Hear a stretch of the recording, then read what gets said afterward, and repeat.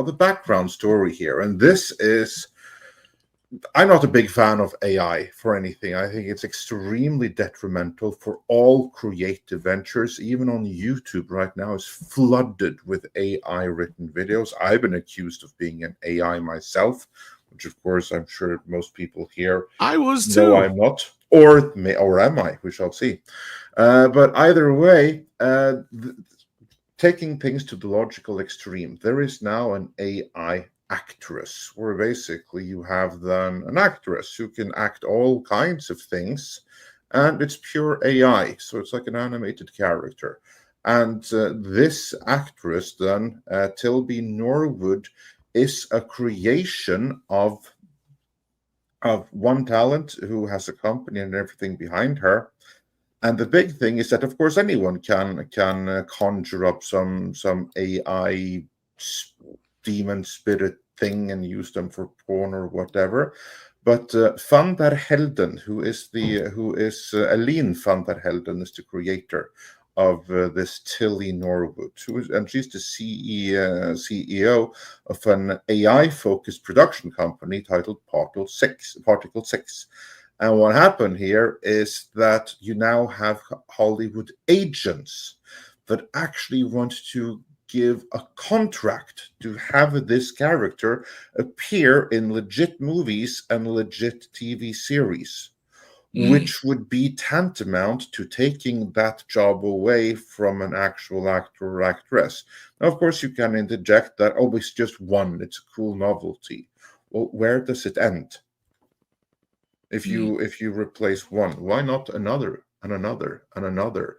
Why have auditions and stuff like that if the director can AI exactly the kind of character, kind of talent that they need? Someone that has a little bit of that person, just to get like this perfect mix, this perfect Frankensteinian abomination that is just what the director needs, but that very well might give uncanny valley to everyone else, or might be accepted by the audience and put all of Hollywood out of business. That's the gist of this story, and I think this is something that's going to be much, much bigger as we go forward, with actual AI talent taking over and replacing flesh and blood talent as in actors. So yeah, don't quit your day job just yet. That's the gist of this. So, Chris, let's begin with you on this. That's the gist of this story. Do you think that Tilly Norwood should be given a contract and appear in real movies instead of an actual actress? Is something you want to see more of? I'm just trying to see how that would even work, right? I'm trying to conceive it with my own production background. What are we doing? Are we going to shoot around a fake person and then match the backgrounds to the other actors? I mean, it just seems like there's so much extra unnecessary work when you could just hire an actress to do whatever this Dutch comedian woman is going, words and nuance that she's going to put in this character, or just do you can fire you can fire the other actor. Yeah, that's what I was going to say. To be fired against, and then it just looks like a video game cutscene movie, and we've seen how those turn out. I hear what you're saying about AI, and I do use some AI elements in my own production work, such as maybe if we need to extend something just a little bit. But it's not this, maybe removing an element or something. But this feels, I think that they are overestimating the ability of their creations to keep us in a suspension of disbelief. There was that story that came out recently that Stallone had considered using AI to de-age himself to portray Rambo in a prequel as a younger Rambo. And at first, since I like that franchise, I'm like, hey, sure, whatever. That's fine. Let's see how it goes, because I like Stallone's vision, particularly Chuck Dixon's version of a prequel to Rambo. But just like in that Dial of Destiny where they de-aged Harrison Ford, at a certain point, the audience just says, oh, cool, look how they've de-aged Harrison Ford, who's actually 80 years old, right? You can't, I think there's almost that same, you know, we call it uncanny valley. I feel like the same thing is going to happen with AI characters. Mm-hmm. And I think these studios that are already ready to sign a contract with this Particle 6 company. And they did a little bit of that de-aging stuff in The Irishman as well, the Scorsese movie. Yeah, it's another example. It looks fine, but I think as in the audience, you're sitting here going, that's De Niro. To a point, exactly. The problem is De Niro may look a little younger. He doesn't move younger. But he didn't move younger. Exactly. Yeah. So you're watching him, and he's supposed to be like this, you know, 50s age range or whatever, 40s age range, but yet he's moving like a 60, 70-year-old man. And it shows. And that's where you get a younger actor to stand in, and then you have, you know, the dub over and the face. The thing is, though, I can see how it would work. I just don't necessarily. I think this is more of a shiny object that I don't think is going to completely replace it. Now, is it going to just be foisted on us? Right? I mean, are they just going to do it whether we give it? But how are they going to incorporate it? How do you incorporate one AI actor in amongst a bunch of other actors? Yeah, that's what I'm. You just said it yourself, Chris. It's a unless you're using the AI itself to also superimpose the actor on top of it all. Well, that's the thing. Is I agree with you. You can green screen it. Well, yeah, but you're still doing all that extra work, like Chris said. Yeah. So, like in that sense, that would be like what I was talking about. They thought about doing with the Flash when there was that hot minute when they thought about just recasting him. Because like I said, everybody's like, well, we have to reshoot. They have to reshoot all this stuff. I'm like, you do realize that 90% of this movie is on green screen, right?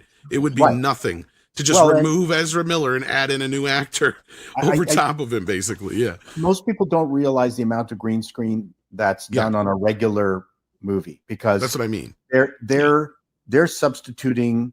You know, they'll put Red Square in on a one of those adventure spy thrillers. What's it? The Bourne? Right. I saw a clip where they were walking in a studio on some fake tile. Then they imaged in Red Square, and it looked absolutely fantastic. Like you would not be able to tell that they weren't in Moscow. And I would say 90% of the green screen work that you're seeing in Hollywood is avoiding having to travel. That's a lot of that is taking place that way. So, but again, how do you incorporate this? Why would they, create? Why would an agency want to license this one individual? If I just left a link to the company that did a sketch about AI not taking over stuff. Yeah, and to get into that, pretty good. Yeah, and to get into that, I mean, there's obviously been some level of backlash here. But thought, why not squeeze in? That's a great look there. Yeah.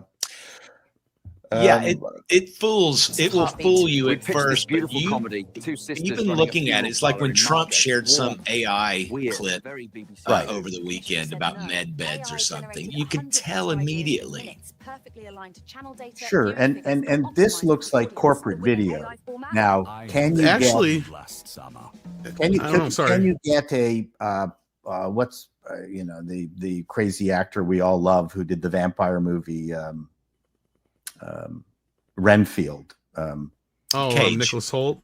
Cage. Or Cage. Yeah, Cage. Like the one thing that I haven't seen AI able to do is duplicate those fantastic, iconic performances. Give it time. No, true. No, but I mean, again, this all looks like corporate video. It does, but this guy looks really good. This chick looks fine until she pushes the button. Like she's fine. Look at when she hits the button, she gets extra weird fingers. That looks good. This guy looks good.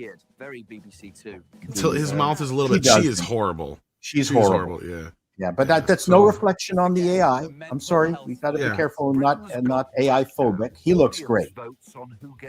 Yeah, some of these are looking really Love that good. one. I remember This saying, one not so you much. do realise this is for BBC Two? It tested ridiculously Huh. well, particularly among men. The thing is it's Screwfish all and going to women be obsessed whether, once we get past the holy cow, that looks real. Once we get past the newness of this, then the This is what question I is look going to like be is without a how beard, good by the are the way. puppeteers? Can they tell me a good story as a puppeteer? Because that's all these are puppets, right? Yeah. And they will. They will be able to do it. Yeah, and as for replacing then flesh and blood actors with AI puppets, and this goes back to the story in Deadline Hollywood, which is actually the creator, Eline van der Velden, who is giving a statement. And that statement is, to those who have expressed anger over the creation of my AI character, Tilly Norwood, she is not a replacement for a human being, but a creative work, a piece of art. Like many forms of art before her, she sparks conversation, and that in itself shows the power of creativity. So, yeah, this is all about creativity, because the creator who stands to gain from this says so. That was probably a workshopped answer. I should imagine so, yeah. Good for them. Well, it's Yeah, coming whether we want it or not, and we can bitch and moan about it. But they're gonna be making whole movies with these characters, TV shows. I've been saying for a while, so they got to get ahead of this stuff a little bit here, because it's getting to a point with some of this stuff where somebody's going to turn around and remake, the Star Wars sequel trilogy better, and then Disney's going to panic, freak out, not know what to do. It's going to probably go through all sorts of like crazy legality bullshit. And at the end of the day, what it's going to turn out is that you can't copyright anything that's AI anyway. So I don't know. Like, that's the problem they run into up front. So what they got to do is start using this technology and patent it in ways, like I've said, Disney Plus, I can see a perfect way of using that is you scan your kid's face and you take a little sample of their voice, and then your kid can star in any one of the TV shows or movies that are on Disney Plus, right? You just pick your character at random, and instantly, your kid's watching Star Wars, and your kid is Luke Skywalker, and his little sister's Princess Leia, and you know what I mean? Like, and dad is Chewbacca, and that is, I think, the gimmick that's going to come next. But I think the problem they have from there is people are going to want to control the actual story itself and change things and do what if things. And I think that might be another avenue for this kind of stuff too, because you could do like, bringing up Star Wars again. Do you guys remember the famous like what if comic books where it's like, what if, Luke didn't destroy the Death Star? What would happen? Right? Like, you could do those kind of things with AI, and it could maybe like, add a whole nother level. But they got to get ahead of that. They got to be able to control it. Well, if they don't, the worst part is the trend to not make anything new. This will just exacerbate that problem.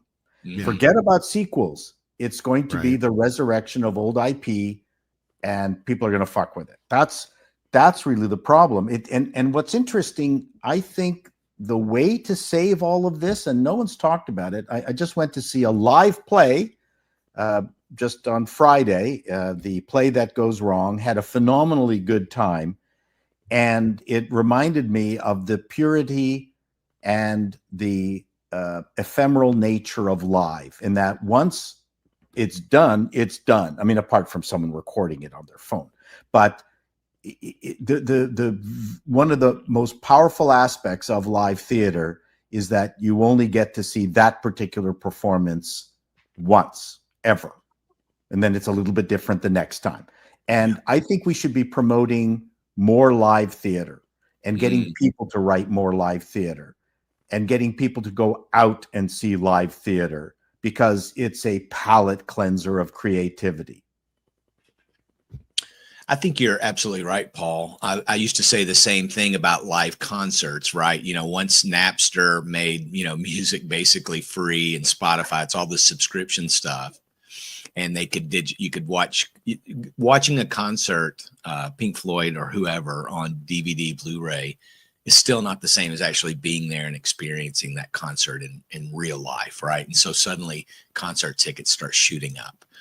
Oh, but where does this lead? I mean, are we now going to be able to say, hey, I'm going to have I want Elvis to do a new song. So AI actually they're already working on that kind of stuff. I know they are. They absolutely Tupac are. and some other ones they're working on, and some other ones too. So yeah, I mean, this stuff is in its in its infancy at this point as far as where we're going to see it going. But yeah, I mean, in music it's taking over. Like, look, I've worked with it on music enough to where I was sitting here in my car the other day and I'm listening to the radio. I'm like, this song sounds like AI. Yeah. And it just happened to be the radio station I used to work for.